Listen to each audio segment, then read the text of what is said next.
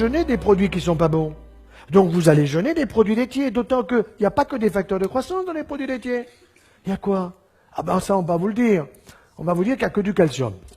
C'est un produit blanc, donc il y a du calcium, et quand vous allez tous finir en poussière, il faut absolument que vous en preniez, de toute façon vous finirez en poussière. Et les femmes qui consomment le plus de produits laitiers dans le monde sont en Suède, ce sont celles qui ont le plus d'ostéoporose. Pourquoi? Parce que ce que le lobby des produits laitiers ose vous dire en minuscule dans une astérisque en bas de page avec une loupe, il faut le lire, c'est que le calcium animal est absorbé au maximum par votre intestin, par votre tube digestif, à 40%. Ça veut dire qu'il y a 60% qui normalement foutent le camp dans les déchets. 60% dans les déchets. Par contre, on ne vous dit pas que le calcium végétal, celui que vous avez dans une pomme, dans une poire, dans des légumes, dans des légumineuses, dans des amandes, des noisettes, tout cela, tout ce qui est végétal, c'est 75% de l'absorption. Attention, si vous mastiquez bien. Sinon, vous allez faire des phytates.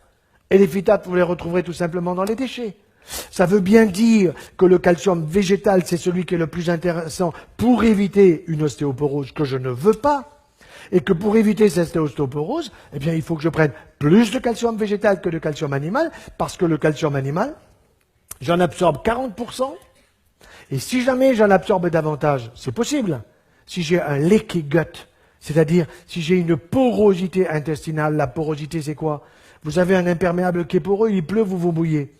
Si vous avez un intestin qui est poreux, ça veut dire qu'il y a des molécules qui passent, ça c'est juste, le fructose doit passer, mais s'il y a trop de calcium qui passe, le calcium il arrive sur l'os, et moi je vais vous faire le dialogue avec l'os. L'os il dit, moi j'en veux pas, j'ai tout ce qu'il me faut, dégage. Et où il va le calcium? Va où tu veux. Il va dans le sein, microcalcification. Il va dans la prostate, microcalcification, risque de cancer. Il va où? Eh ben, il va dans les articulations. Et vous avez de la coxarthrose et de la gonarthrose. Et mes collègues orthopédistes me disent, mais ferme-la. Mais on a les prothèses maintenant de genoux, de hanches, d'épaules. On a mis au point le coude et le poignet, mais on se les fait en or, les bonbons. Je suis pas d'accord. Et je vous raconte une anecdote personnelle. J'ai un de mes frères qui a quasiment 2 ans de plus que moi, qui avait une belle coxarthrose bilatérale et qui souffrait de ses 2 hanches. Alors j'ai pris la radio, je suis allé voir un copain orthopédiste. Qu'est-ce que tu en penses? Il me dit, ton frangin, il faut lui changer les 2 hanches. Bon, il a été d'accord parce qu'il avait mal.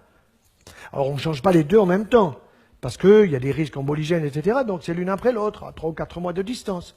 Alors je vais le voir après la première opération, et alors bon, il était content parce que c'était fait, mais il me dit, tu sais, les chirurgiens, vous êtes emmerdants, parce qu'il y a des tuyaux par-ci, des tuyaux par-là, puis il y a la rééducation, puis je peux pas bosser, et puis de toute façon, dans 3 mois, il y a l'autre côté à faire. Je dis, mais tu veux vraiment te faire opérer de l'autre côté? Il me dit, mais j'ai mal. Mais t'as une solution, me dit-il. Je dis, bien sûr.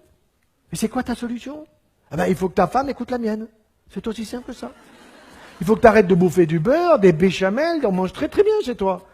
Mais c'est la cata. Tu manges beaucoup trop de pain. Ah, mais je me régale avec le pain. Ah ben oui, tu te régales, je suis d'accord, tu te régales parce qu'il est fait pour que tu te régales. Mais il t'esquinte la santé. 1, tu as du surpoids. 2, tu manges trop de produits laitiers. 3, tu manges trop de viande rouge. Et pourtant, un bon poisson, des fruits de mer, de la viande blanche. Bien sûr qu'un charolais, c'est bon 1 fois par semaine, mais pas tous les jours. Ah, mais le soir, ils vous disent, les gens, je mange pas. 3 tranches de jambon. D'accord. Bon. Bien sûr. Alors, eh ben, ça fait 6 ans qu'il a été opéré de sa hanche droite, et il ne s'est pas fait opérer de la hanche gauche. Et quand vous faites la radio, c'est toujours la même hanche, elle n'a pas changé. Seulement, qu'est-ce qui s'est passé? La suppression des produits laitiers, le changement des habitudes alimentaires ont fait que, tout simplement, il n'a plus la douleur. Pourquoi?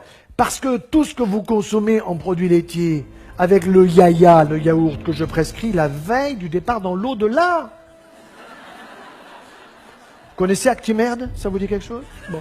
Arrosez vos salades d'huile d'olive, mangez mieux et meilleur. Je ne suis pas pour un régime. Parce que quand vous donnez régime à quelqu'un, il vous dit ceinture, il m'a empêché de manger ceci, de manger cela. Non. Miam, miam, miam. Mangez mieux et meilleur. Laissez tomber les produits laitiers de vache. Il faut que la vache soit sacrée, sauf si vous l'avez dans le jardin. Ça, c'est pas impossible. Mais si vous ne l'avez pas dans le jardin, laissez-la au supermarché. Croyez-moi, vous serez observé. Et à ce moment-là, tout le monde comprendra, je parle des publicitaires, que ce qu'il faut, c'est une publicité de qualité et pas une publicité bidon qui consiste à nous utiliser, à nous exploiter, parce que nous sommes beaucoup moins cons qui ne le pensent.